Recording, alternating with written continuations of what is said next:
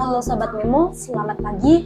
Kembali lagi di Baca Berita, sajian berita terkini dan informatif. Saya Hani. Dan saya Zaki. Informasi terbaru dari Malang, Jakarta, Jember, sampai Banyuwangi. Koran Memo X edisi hari ini, 26 Februari 2025. Langsung saja. Kita dari Jakarta, Dirut Pertamina Petraniaga diduga korupsi sejumlah 193,7 triliun. Penyidik Kejaksaan Agung menetapkan Direktur Utama PT Pertamina Petraniaga Rifa Siahaan sebagai tersangka dalam kasus dugaan korupsi tata kelola minyak mentah dan produk kilang pada PT Pertamina Subholding dan kontraktor kontrak kerja sama tahun 2018 hingga 2023. Dilansir dari keterangan Kejagung, PT Pertamina Petraniaga diduga membeli Pertalite dan kemudian di-blending atau dioplos menjadi Pertamax. Namun, pada saat pembelian Pertalite tersebut dibeli dengan harga Pertamax. Dalam perkara ini, apakah ada tersangka yang ditetapkan, Mbak Hani? Ada, Mas Zaki. Dalam perkara ini ada 7 tersangka yang ditetapkan dan telah diakibatkan adanya kerugian negara sekitar sejumlah 193,7 triliun. Selanjutnya, berita dari Malang, logo Sukatani, makna terselubung dan refleksi terhadap demokrasi yang terbungkam. Wah, band satu ini memang sedang hangat diperbincangkan ya, Mbak. Apa makna logo band ini, Mbak?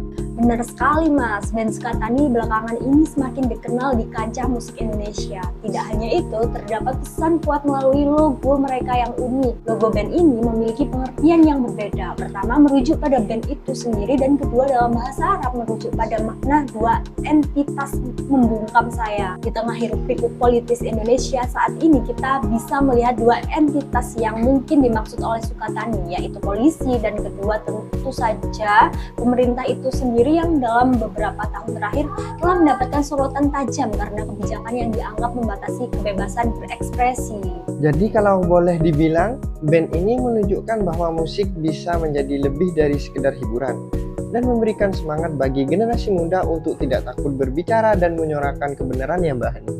Benar, Mas Zaki. Selanjutnya, upah minimum pekerja Indonesia terendah ke-6 di dunia. Indonesia menempati peringkat ke-6 dalam daftar negara dengan upah minimum terendah di dunia. Hal tersebut menyoroti bagaimana perbandingan kesenjangan upah yang signifikan upah minimum antara negara berkembang dan negara maju. Dengan populasi lebih dari 270 juta jiwa, Indonesia mencatat upah minimum rata-rata sekitar 2 juta per bulan pada tahun 2025. Selanjutnya, yakin akan menciptakan lingkungan yang hijau, Latifah tanam 5.000 bibit pohon. Wakil Bupati Malang, Latifah Sohib, menghadiri acara penanaman 5.000 bibit pohon daerah aliran sungai atau DAS Brantas, Sub DAS Lesti Desa Tawang Rejeni, Kecamatan Turen.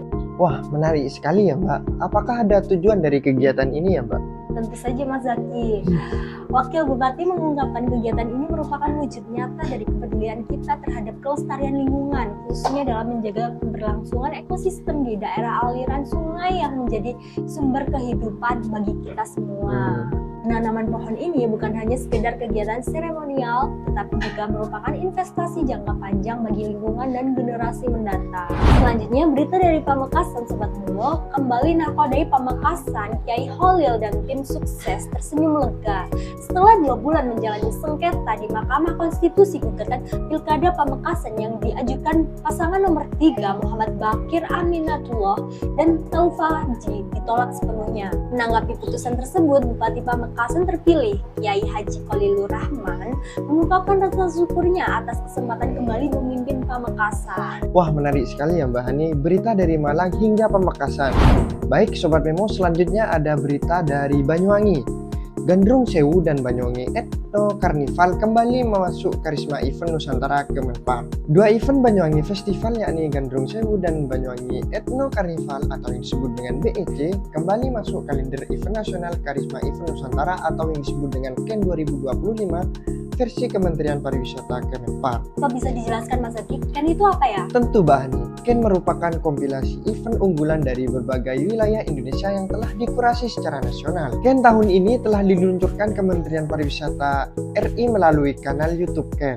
Dan dengan ditetapkannya dua event Banyuwangi sebagai agenda pariwisata nasional mampu meningkatkan pergerakan wisatawan Nusantara dan mancanegara ke Banyuwangi. Ujungnya berdampak pada peningkatan perekonomian daerah. Selanjutnya berita Bojonegoro. Gerakan pangan murah Pemkab Bojonegoro hadirkan pangan terjangkau jelang Ramadan. Gerakan pangan murah atau yang disebut dengan GPM kembali digelar oleh Pemkab Bojonegoro melalui Dinas Ketahanan Pangan dan Pertanian. GPM ini bertujuan untuk memastikan ketersediaan dan aksesibilitas pangan yang terjangkau bagi masyarakat, sekaligus mengendalikan inflasi. Wakil Bupati Bojonegoro Nurul Aziza menyampaikan bahwa menjelang Ramadan permintaan terhadap kebutuhan pokok biasanya meningkat, yang berimbas pada kenaikan harga di pasaran. Untuk mengatasi hal ini, gerakan pangan murah sebagai solusi bagi masyarakat. Selanjutnya ada berita dari Surabaya.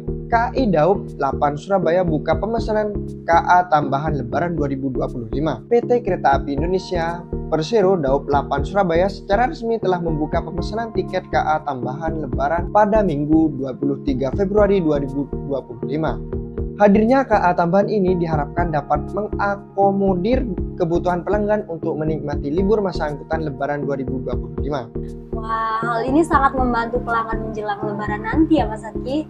Apakah ada himbauan untuk masyarakat yang ingin pesan tiket? Tentunya ada Bahni. KAI Daob 8 Surabaya menghimbau bagi masyarakat yang akan melakukan pemesanan tiket KA jarak jauh untuk masa angkutan Lebaran agar memperhatikan kembali data identitas diri, jadwal perjalanan KA yang dipilih, dan juga relasi KA.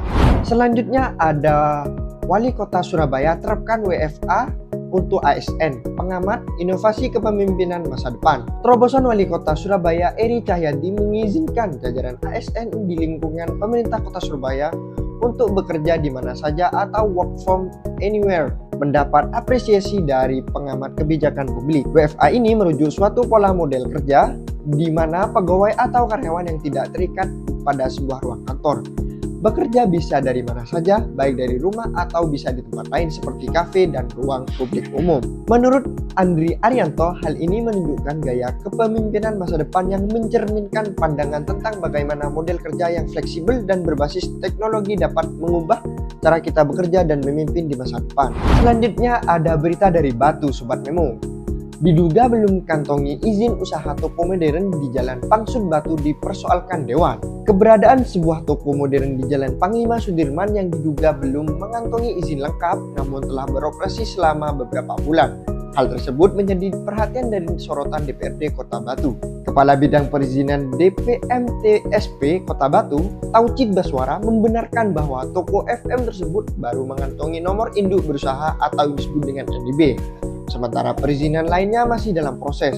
Dan ia menegaskan bahwa pihaknya akan terus mengawasi dan mengawal proses perizinan toko tersebut. Tidak hanya itu, tujuan pemusnahan juga sebagai bentuk prinsip kehati-hatian terhadap penyelesaian penanganan barang bukti agar tidak disalahgunakan. Mengenai edisi hari ini, bagaimana menurut Sobat Memo? Silakan untuk meninggalkan komentar di kolom komentar yang sudah tersedia. Untuk info lebih lanjut, baca harian Pagi Memo X. Sekian berita dari kami, redaksi Memo X, sampaikan terima kasih.